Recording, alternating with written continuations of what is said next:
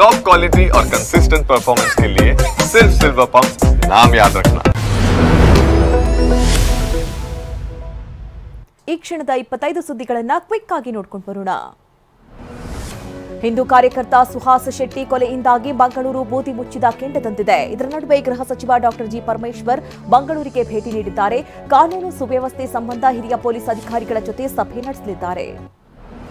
ಸುಹಾಸ್ ಶೆಟ್ಟಿ ಕೊಲೆಯ ಬಳಿಕ ಉದ್ವಿಗ್ನವಾಗಿದ್ದ ಮಂಗಳೂರು ಸದ್ಯ ಸಹಜ ಸ್ಥಿತಿಯತ್ತ ಮರಳಿದೆ. ಖಾಸಗಿ ಸರ್ಕಾರಿ ಬಸ್ ಸಂಚಾರ ಆರಂಭ ಆಗಿದ್ದು ಅಂಗಡಿಗಳು ಓಪನ್ ಆಗಿದೆ. ಸಿಟಿ ಬಸ್ ಸೇರಿದಂತೆ ಹೊರ ಜಿಲ್ಲೆಗಳಿಗೂ ಕೂಡ ಬಸ್ ಸಂಚಾರ ಆರಂಭವಾಗಿದೆ.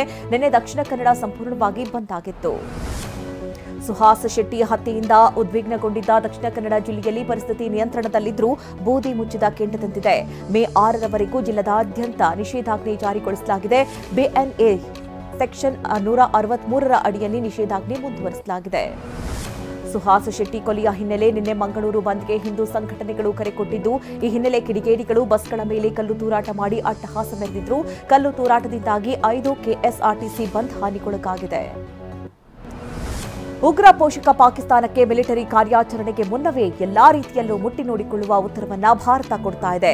ಇದೀಗ ಪಾಕಿಸ್ತಾನವನ್ನ FATF ಗ್ರೇ ಲಿಸ್ಟ್ಗೆ ಸೇರಿಸಲು ಭಾರತ ಪ್ರಯತ್ನಿಸ್ತಾ ಇದೆ. ಈ ಮೂಲಕ ಪಾಕ್ಗೆ ಯಾವುದೇ ಹಣಕಾಸು ಸಹಾಯ ಸಿಗದಂತೆ ದಿಗ್ಬಂಧನ ಹಾಕಲು ಮುಂದಾಗಿದೆ. ಎನ್ಐಎ ತನಿಖೆಯಲ್ಲಿ ದಾಳಿ ಹಿಂದೆ ಪಾಕಿಸ್ತಾನದ ನಂಟು ಇರೋದು ಗೊತ್ತಾಗಿದೆ. ಒಂದಲ್ಲ ಎರಡಲ್ಲ 4 ಲಿಂಕ್ಗಳನ್ನು ಎನ್ಐಎ ಬಯಲು ಮಾಡಿದೆ. ಪಹಲ್ಗಾಮ್ ದಾಳಿಗೆ ಪಾಕ್ನ ISI ಮತ್ತು LET ಜಂಟಿಯಾಗಿ ಸ್ಕೆಚ್ ಹಾಕಿದೆ.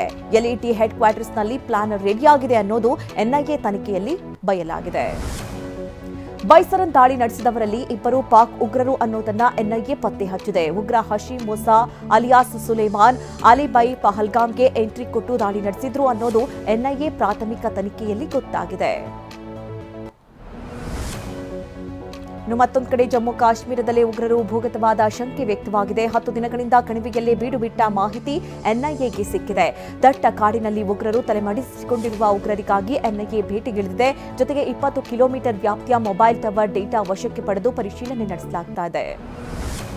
ರಕ್ಷಣಾ ಸಚಿವರ ರಷ್ಯಾ ಭೇಟಿ ರದ್ದಾಗಿದೆ. ರಕ್ಷಣಾ ಸಚಿವ ರಾಜನಾಥ್ ಸಿಂಗ್ ಇದೇ ತಿಂಗಳ 9ರಂದು ರಷ್ಯಾ ಭೇಟಿ ನಿಗದಿಯಾಗಿತ್ತು. ಆದರೆ ಕೊನೆ ಕ್ಷಣದಲ್ಲಿ ರಷ್ಯಾ ಭೇಟಿ ರದ್ದಾಗಿದೆ. ಕಾಶ್ಮೀರದಲ್ಲಿ ಉಗ್ರರ ದಾಳಿ ಹಿನ್ನೆಲೆಯಲ್ಲಿ ಮೋದಿ ಬದಲು ರಾಜನಾಥ್ ಸಿಂಗ್ರನ್ನ ಕಳುಹಿಸಲು ಪ್ಲಾನ್ ಆಗಿತ್ತು. ಇದೀಗ ಕೊನೆ ಕ್ಷಣದಲ್ಲಿ ರದ್ದಾಗಿದೆ. ಭಾರತಕ್ಕೆ ಬಂದಿದ್ದ ತನ್ನ ಪ್ರಜೆಗಳನ್ನ ಮತ್ತೆ ವಾಪಸ್ ಕರೆಸಿಕೊಳ್ಳಲು ಪಾಕಿಸ್ತಾನ ಮತ್ತೆ ಅಟ್ಟಾರಿ ವಾಘಾ ಗಡಿಯನ್ನ ಓಪನ್ ಮಾಡಿದೆ. ಭಾರತದಿಂದ ವಾಪಸ್ ಆಗ್ತಾ ಇರೋ ಪಾಕ್ ಪ್ರಜೆಗಳು ದೇಶದೊಳಗೆ ಪ್ರವೇಶಿಸಲು ಅವಕಾಶ ಮಾಡಿಕೊಡುವ ನಿಟ್ಟಿನಲ್ಲಿ ಅಟ್ಟಾರಿ ವಾಘಾ ಗಡಿಯನ್ನ ನಿನ್ನೆ ಮತ್ತೆ ತೆರೆದಿದೆ. ವಕ್ಫ್ ತಿದ್ದುಪಡಿ ಕಾಯ್ದೆ ವಿರುದ್ಧ ಮೈಸೂರಿನಲ್ಲಿಂದು ಬೃಹತ್ ಸಮಾವೇಶ ನಡೆಯಲಿದೆ. ತಿಲಕ್ ನಗರದ ಈದ್ಗಾ ಮೈದಾನದಲ್ಲಿ ನಡೆಯಲಿರುವ ಸಮಾವೇಶದಲ್ಲಿ ಕಾಂಗ್ರೆಸ್ ಶಾಸಕರು, ಮುಸ್ಲಿಂ ಧರ್ಮಗುರುಗಳು ಭಾಗಿಯಾಗಲಿದ್ದಾರೆ. ಸುಮಾರು 50,000 ಜನರು ಸೇರುವ ನಿರೀಕ್ಷೆ ಇದೆ. ತಮಿಳುನಾಡಲ್ಲೂ ಧಾರಾಕಾರ ಮಳೆಯಾಗ್ತಾ ಇದೆ. ತೆಂಕಾಸಿಯಲ್ಲಿರುವ ಶಂಕರನಾರಾಯಣ ದೇಗುಲಕ್ಕೆ ಮಳೆ ನೀರು ನುಗ್ಗಿದ್ದು ಭಕ್ತರು ಇನ್ನಿಲ್ಲದಂತೆ ಪರದಾಡ್ತಾ ಇದ್ದಾರೆ. ಗಂಟೆಗೆ 60 ಕಿಲೋಮೀಟರ್ ವೇಗದಲ್ಲಿ ಗಾಳಿ ಬೀಸ್ತಾ ಇದೆ. ಮಲವದೈ, ನೀಲಗಿರಿ ಸೇರಿದಂತೆ ಹಲವೆಡೆ ಭಾರೀ ಮಳೆಯಾಗ್ತಾ ಇದೆ. ಉತ್ತರ ಪ್ರದೇಶದಲ್ಲಿ ವರ್ಣಾರ್ಭಟಕ್ಕೆ 2 ಬಲಿಯಾಗಿದ್ದಾರೆ. ಟೆರೈ ಮತ್ತು ಪಶ್ಚಿಮ ಘಟ್ಟ ಸೇರಿದಂತೆ 33 ಜಿಲ್ಲೆಗಳಲ್ಲಿ ಗಂಟೆಗೆ 60ರಿಂದ 70 ಕಿಲೋಮೀಟರ್ ವೇಗದಲ್ಲಿ ಗಾಳಿ ಬೀಸ್ತಾ ಇದ್ದು ಆರೆಂಜ್ ಅಲರ್ಟ್ ಎಚ್ಚರಿಕೆ ನೀಡಲಾಗಿದೆ. 58 ಜಿಲ್ಲೆಗಳಲ್ಲಿ ಇಂದು ಗುಡುಗು ಸಹಿತ ಮಳೆಯಾಗುವ ಸಾಧ್ಯತೆ ಇದೆ. ಮಥುರಾದಲ್ಲೂ ಧಾರಾಕಾರ ಮಳೆಯಾಗ್ತಾ ಇದೆ. ಹಲವು ಏರಿಯಾಗಳು ಮಳೆ ಪ್ರವಾಹ ಸೃಷ್ಟಿಸಿದೆ.